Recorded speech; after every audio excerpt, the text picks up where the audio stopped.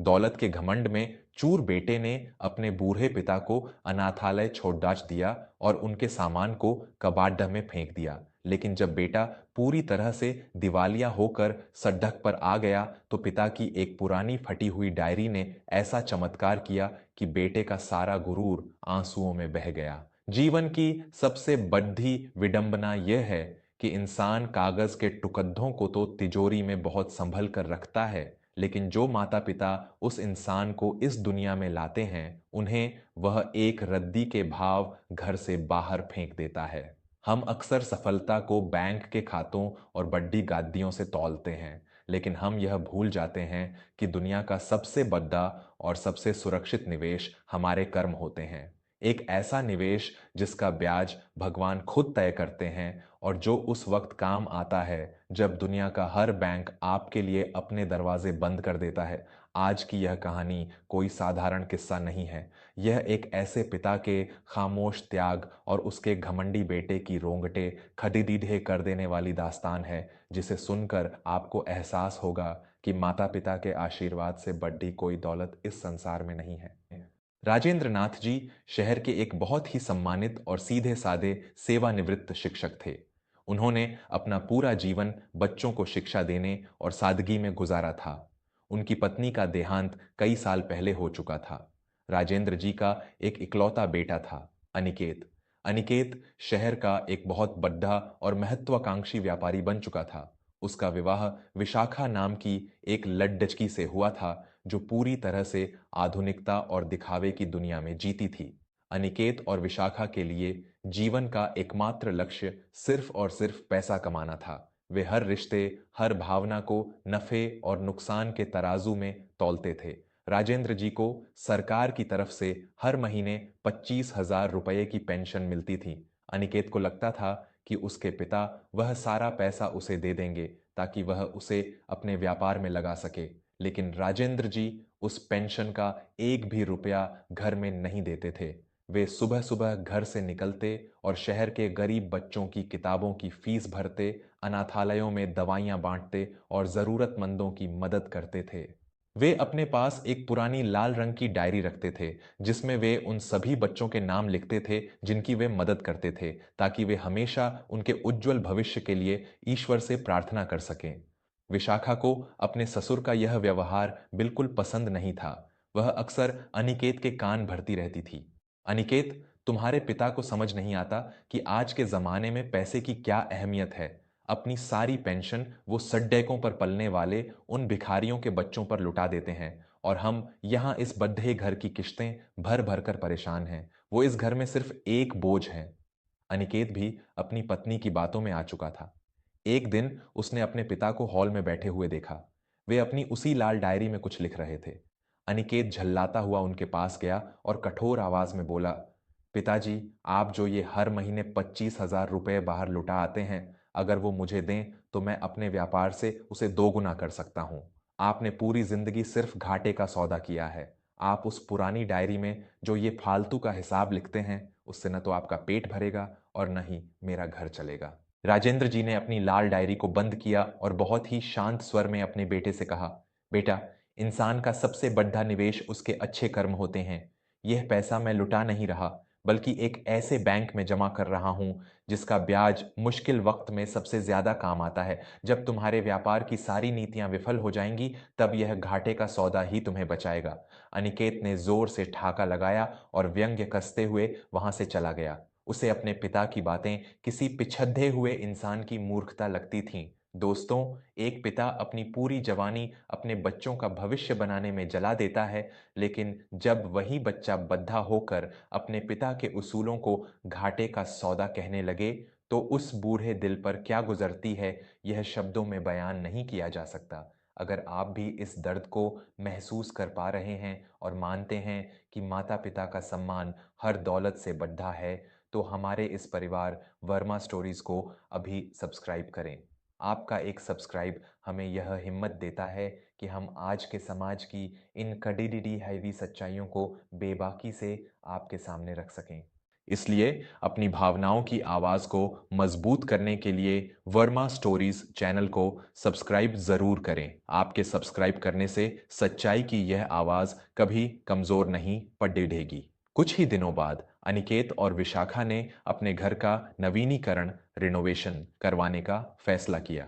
विशाखा को घर में एक बड़ा अतिथि कक्ष गेस्ट रूम चाहिए था और इसके लिए उसे राजेंद्र जी का कमरा खाली चाहिए था। अनिकेत ने बिना किसी शर्म या संकोच के अपने पिता के कमरे में जाकर कहा, पिताजी, अब इस घर में आपके और आपके इन पुराने उसूलों के लिए कोई जगह नहीं है। हमें इस कमरे की जरूरत है। मैंने शहर के बाहर एक वृद्धाश्रम में आपके रहने का इंतजाम कर दिया है। आप कल सुबह अपना सामान बांधकर वहां चले जाइएगा। राजेंद्र जी की आंखों में आंसू आ गए, लेकिन उन्होंने कोई शिकायत नहीं की। उन्होंने अपनी वो पुरानी लाल डायरी उठाई, अपने दो जोड़ी कपधे झोले में रखे और उस घर की चौखट को चूमकर हमेशा के लिए वहां से चले गए। अनिकेत ने चैन की सांस ली। उसे लगा कि उसने अपनी जिंदगी की सबसे बड़ी रुकावट को रास्ते से हटा दिया है। लेकिन नियति का चक्र जब घूमता है तो बड्ढे बड्ढे अहंकारियों का सिर जमीन पर ला देता है। राजेंद्र जी के जाने के ठीक 6 महीने बाद अनिकेत के व्यापार में एक बहुत भयानक तूफान आया। उसके सबसे खास और भरोसेमंद व्यापारिक साझेदार ने उसके साथ करोड़ों रुपए की धोखाधड़ी की और सारा पैसा लेकर देश से भाग गया।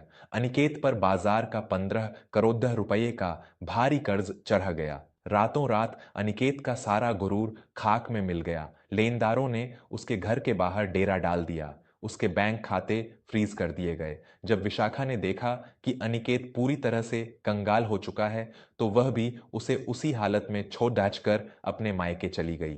जो अनिकेत कल तक अपने पैसों के घमंड में उड्डयच रहा था, आज वह अपने उसी आलीशान घर के एक अंधेरे कोने में बैठकर फूट फूट कर रो रहा था। अदालत ने अनिकेत का वह क्रोधों का घर नीलाम करने का आदेश दे दिया। अगले दिन शहर के सभी बड्ढे व्यापारी उस घर की नीलामी के लिए आने वाले थे। अनिकेत के पास अब न तो दौलत थी, न पत्नी और न ही वह पिता जिसे उसने धक्के मारकर घर से निकाल दिया था। समय का पहिया जब अपनी गति पकड़ जाता है तो इंसान को यह सोचने पर मजबूर कर देता है कि उसने अपने जीवन में जो बोया था, आज वही वह काट रहा है। बुरे कर्मों की सजा इंसान को इसी धरती पर भुगतनी पड़ जाती है। अगर अनिकेत की इस बर्बादी को देखकर आपको यह एहसास हो रहा है कि अहंकार का अंत हमेशा विनाशकारी होता है, तो वर्मा स्टोरीज से जुड़कर हमारा हौसला बढ़ाएं। चैनल को अभी सब्सक्राइब करें ताकि भावनाओं और कर्मों के इस विज्ञान को हम घर घर तक पहुंचा सकें। आपका एक क्लिक हमारी बहुत बड़ी ताकत है। कृपया वर्मा स्टोरीज को सब्सक्राइब जरूर करें। नीलामी वाले दिन अनिकेत के घर के बाहर लोगों की बिड्डा जमा थी। तभी वहां शहर के सबसे बड्ढे और नामी उद्योगपति सेठ मनोहर लाल अपनी बड्ढी सी गाड़ी में पहुंचे। सेठ मनोहर लाल एक बहुत ही सिद्धांतवादी और अमीर व्यक्ति थे। वे ही इस घर को खरीदने के लिए सबसे बड़ी बोली लगाने वाले थे। मनोहर लाल घर के अंदर दाखिल हुए। अनिकेत जमीन पर सिर झुकाए बैठा था। मनोहर लाल घर का मुआयना कर रहे थे, तभी दालान की एक पुरानी दीवार पर उनकी नजर पड़ी। वहां एक बहुत पुरानी तस्वीर टंगी थी जिसमें मास्टर राजेंद्र जी अपने छोटे से बेटे अनिकेत के साथ खड़ी डी रहे थे। तस्वीर देखते ही सेठ मनोहर लाल के कदम वहीं रुक गए। उनका चेहरा आश्चर्य और भावनाओं से भर गया। उन्होंने कांपती हुई उंगली से उस तस्वीर की तरफ इशारा करते हुए अनिकेत से पूछा, क्या यह घर क्या यह घर मास्टर राजेंद्र नाथ जी का है? क्या तुम उनके बेटे अनिकेत हो? अनिकेत ने अपनी नम आंखें ऊपर उठाईं और धीमी आवाज में कहा, जी हां, मैं उन्हीं का अभागा बेटा हूं। सेठ मनोहर लाल की आंखों से आंसुओं की धार बह निकली। उन्होंने तुरंत अपने वकीलों को नीलामी रोकने का आदेश दिया। वे भागकर अनिकेत के पास आए और उसका कंधा पकड़ते हुए बोले, तुम्हारे पिताजी कहाँ हैं? क्या वो ठीक हैं? उन्हें बुलाओ। अनिकेत शर्म से गड़ गया। उसने हकलाते हुए कहा, मैंने मैंने उन्हें 6 महीने पहले वृद्धाश्रम भेज दिया था। यह सुनते ही सेठ मनोहर लाल का चेहरा गुस्से से लाल हो गया। उन्होंने अनिकेत को एक जोरदार तमाचा जधा। अहंकार में अंधे इंसान, तुझे पता भी है कि तूने किस देवता को घर से निकाला है? आज से 30 साल पहले जब मैं एक अनाथ और गरीब लड़का था, सड़कों पर अखबार बेचता था और भूखे पेट सोता था, तब तेरे पिता ने अपनी आधी पगार मुझे पढ़ाने में लगा दी थी। उन्होंने मेरी कॉलेज की फीस भरी थी, मुझे अपने पैरों पर खड़ा किया था। तेरे पिता की उस पुरानी लाल डायरी में मेरा नाम सबसे पहले पन्ने पर लिखा है। अनिकेत के पैरों तले से जमीन खिसक गई। वह फटी हुई आंखों से सेठ मनोहर लाल को देख रहा था। मनोहर लाल ने रोते हुए आगे कहा, और सिर्फ मैं नहीं अनिकेत, इस शहर के न जाने कितने डॉक्टर, इंजीनियर और व्यापारी तेरे पिता की उसी फटी डायरी के पन्नों से निकलकर आज आसमान छू रहे हैं। तू उनकी पेंशन को घाटे का सौदा कहता था ना, आज सुन उस निवेश का नतीजा। सेठ मनोहर लाल ने अपनी जेब से चेकबुक निकाली और 15 करोड़ रुपए का एक चेक काटकर अनिकेत के मुंह पर फेंक दिया। यह 15 करोड़ रुपए तुम्हारे लिए नहीं है, यह तुम्हारे पिता के उस 30 साल पुराने निवेश का एक छोटा सा ब्याज है जो उन्होंने मुझ पर और मुझ जैसे हजारों अनाथों पर किया था। तेरी वो शेयर बाजार की दौलत और तेरा वो अहंकार तो राख हो गया, लेकिन तेरे पिता का किया हुआ वो घाटे का सौदा आज तेरा यह घर और तेरी इज्जत बचा रहा है। जाकर डूब मर उस दौलत के नशे में जिसने तुझे अपने ही भगवान से दूर कर दिया। अनिकेत जमीन पर गिर पड़ा। वह दहाड़े मार कर रोने लगा। उसे अपने पिता के वो शब्द याद आ गए, यह पैसा मैं लुटा नहीं रहा, बल्कि एक ऐसे बैंक में जमा कर रहा हूं जिसका ब्याज मुश्किल वक्त में सबसे ज्यादा काम आता है। आज सच में उस डायरी के पन्नों ने अनिकेत को सड़क पर भिखारी बनने से बचा लिया था। अनिकेत नंगे पैर पागलों की तरह भागता हुआ शहर के उस वृद्धाश्रम की तरफ दौड़ा। जब वह वहां पहुंचा तो उसने देखा कि उसके पिता राजेंद्र जी एक पेडेच के नीचे बैठे कुछ अनाथ बच्चों को पढ़ा रहे थे। उनकी वो पुरानी लाल डायरी आज भी उनके पास रखी थी। अनिकेत भागकर अपने पिता के पैरों में गिर पड़ा। उसने अपने पिता के पैरों को अपने आंसुओं से धो दिया। मुझे माफ कर दीजिए पिताजी, मेरी दौलत ने मुझे अंधा कर दिया था। आपका वो निवेश ही सच्चा था। मैंने आपके प्यार और आपके कर्मों को रद्दी समझ लिया था, लेकिन आज उसी डायरी ने मेरी जिंदगी बचा ली। मैं बहुत बद्धा पापी हूं, मुझे अपने घर वापस ले चलिए। राजेंद्र जी ने अपने छालों भरे हाथों से अपने बेटे को जमीन से उठाया। एक पिता का दिल कभी अपने बच्चे के लिए कठोर नहीं हो सकता। उन्होंने अनिकेत को अपने सीने से लगा लिया और उसकी पीठ थपथपाते हुए बोले, मैंने तो उसी दिन तुझे माफ कर दिया था बेटा। दौलत इंसान की सिर्फ जेब भरती है, लेकिन अच्छे कर्म इंसान की पीढ़ियों को संवारते हैं। मुझे खुशी है कि तुझे सच्ची दौलत का मतलब समझ आ गया। अनिकेत अपने पिता को पूरे सम्मान के साथ वापस अपने घर ले आया। उसने उस घर में फिर कभी विशाखा जैसी लालची महिला को घुसने नहीं दिया। जो अनिकेत कल तक सिर्फ अपने लिए जीता था, वह अब अपने पिता के साथ मिलकर उस लाल डायरी के पन्नों को आगे बढ़ाने लगा। उसने अपनी जिंदगी जरूरतमंदों की सेवा में समर्पित कर दी, क्योंकि उसे समझ आ चुका था कि दुनिया का सबसे बड़ा मुनाफा इंसानियत में ही छुपा है। दोस्तों, हमारे माता पिता हमारे जीवन का वो कल्प वृक्ष हैं जो खुद भले ही सूख जाएं, लेकिन अपनी छाया हमेशा अपने बच्चों पर बनाए रखते हैं। उनके संस्कार, उनके किए हुए पुण्य और उनका आशीर्वाद एक ऐसा अभेद्य कवच होता है जिसे दुनिया का कोई भी दुर्भाग्य नहीं भेद सकता। कभी भी अपने माता पिता के निस्वार्थ प्रेम को घाटे का सौदा मत समझना, क्योंकि जब दुनिया के सारे बैंक जवाब दे देते हैं, तब उनके कर्म ही हमारी जिंदगी बचाते हैं।